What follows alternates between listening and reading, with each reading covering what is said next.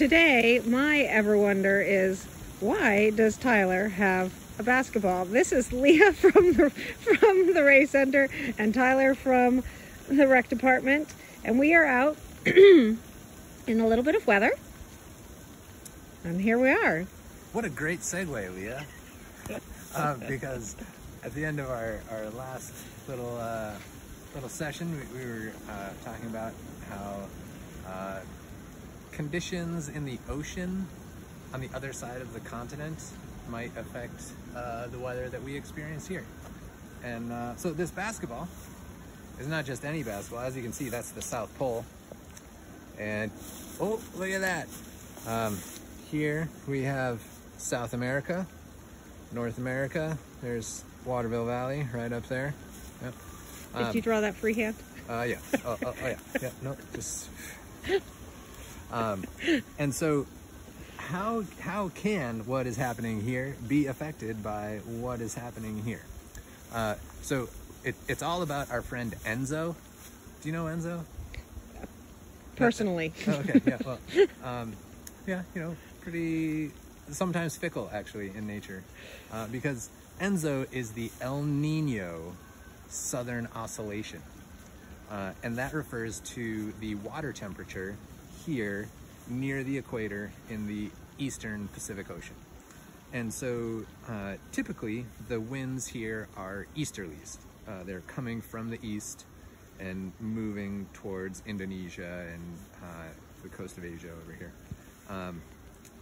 And during an El Nino year, what happens is the water here is warmer than usual. And these days they're saying usual is from like the past 20 years.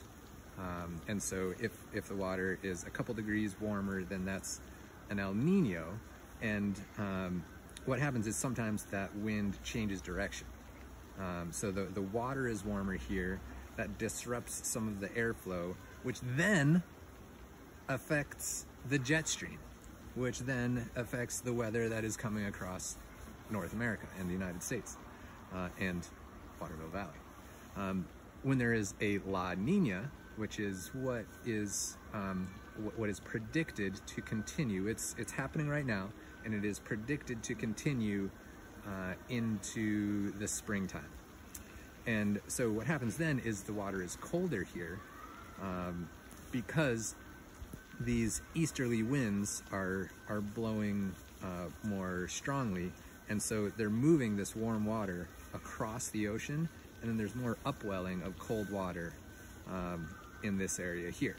And so what happens is that pushes the jet stream up north, and so it makes warmer, drier in the southern part of the United States typically, and colder and wetter in the Pacific Northwest and through the Ohio Valley. New England, usually the precipitation amount isn't affected that much, but it is typically a colder winter. And all of this information, it's not a probability, it's a prediction. So based upon, you know, what's happening here, there's a chance that it might happen here.